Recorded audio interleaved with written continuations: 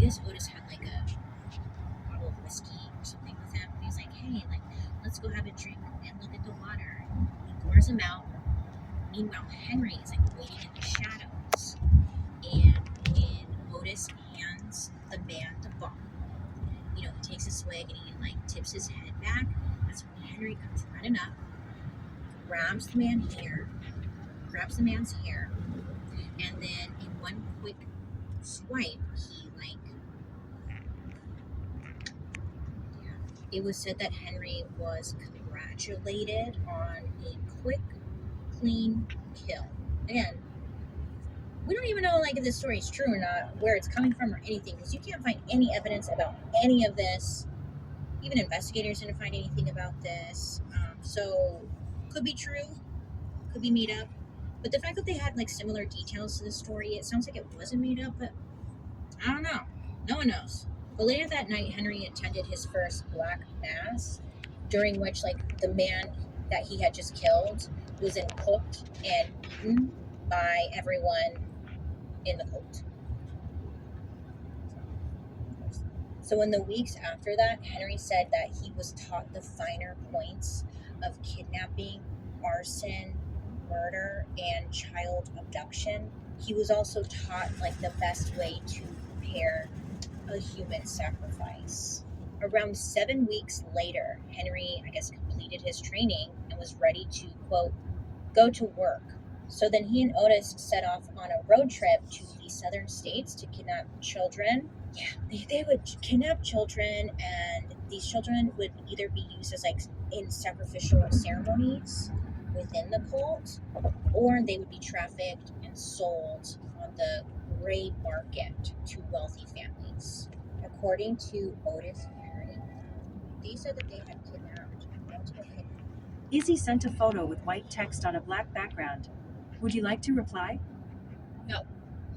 Okay. You like to fly. From babies to teenagers, and they did fly, horrible Mom.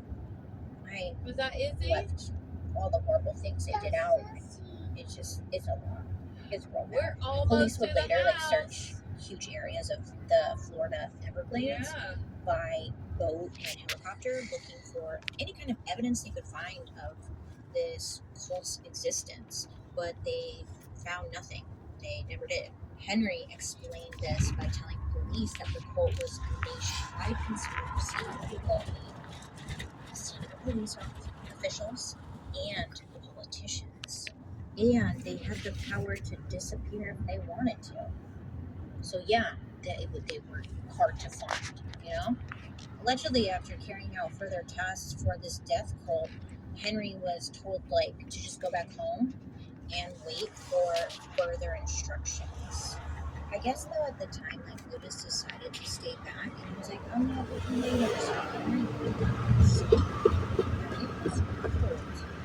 Good in fact, it says that if Henry was paid handsomely for the crimes he committed, there was no evidence of his ego well.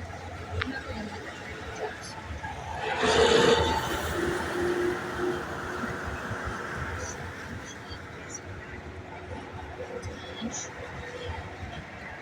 And they took in their niece, Otis's niece and nephew.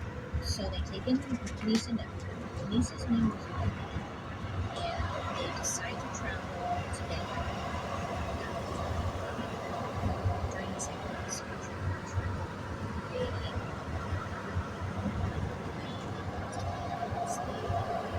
they just did all the bad things you can think of. They were doing it. Okay? And a lot of the times, the niece and nephew would just be waiting in the car for them. They're like, "Hey, we'll be right back," and they just be waiting in the car. I don't know. We don't know if they knew what was going on. I'm assuming they did. I don't know, but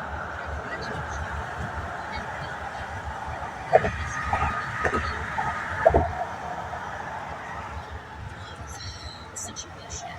A relationship is what people would call it, but she was 12, so I don't think anyway, during their cross-country road trip, Otis got really sick and ended up having to be hospitalized. Then,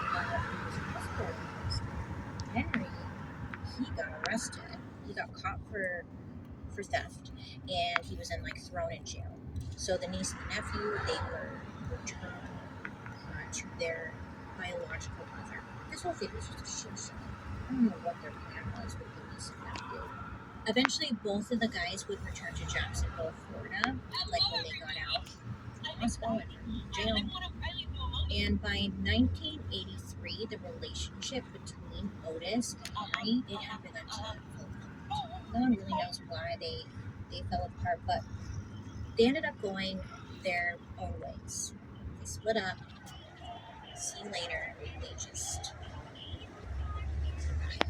Otis was left on his own, but that didn't start him doing some wrong shit. He ended up getting arrested in June of 1983 after he burned down houses in Jacksonville, Florida.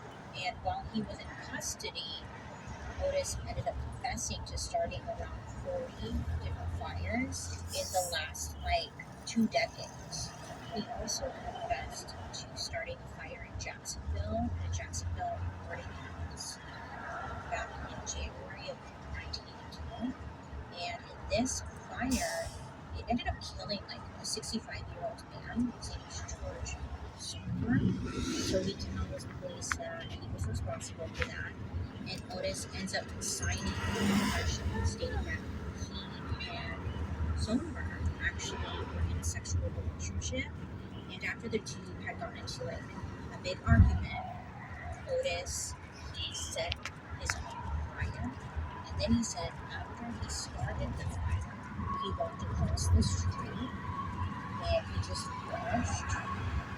He washed and he masturbated twice to the fire. It was an interesting detail. A few days after Otis's arrest, Henry was arrested for unlawful possession of a firearm in Montauk County, Texas.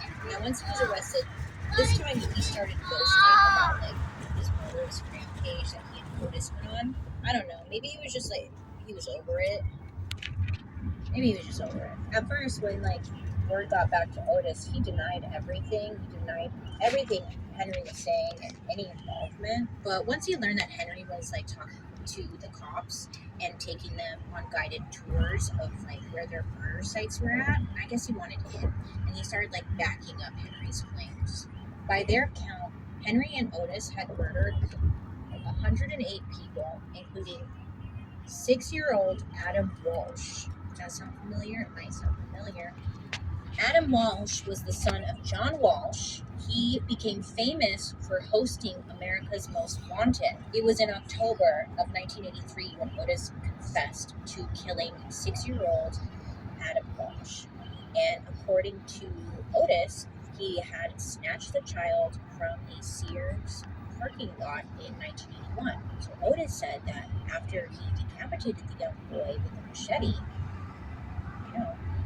Otis drove around with the head in his car for so long that he actually forgot it was still in the car. And then once he realized it was still in the car, he then tossed the head into a canal. Adam Walsh was perhaps one of the most well-known victims killed by Otis or Henry. His murder would result in new child protection laws, plus his father getting into television and also criminal justice. But it wasn't until 25 years later, in December of 2008, and long after Otis had died, that the police announced Otis as Walsh's murderer and ended up closing the case. Now, when they closed the case, people want to know how they solved it, but the police, they didn't reveal any new evidence or DNA evidence. The decision was reached when Otis's niece told John Walsh that her uncle confessed to the crime on his deathbed.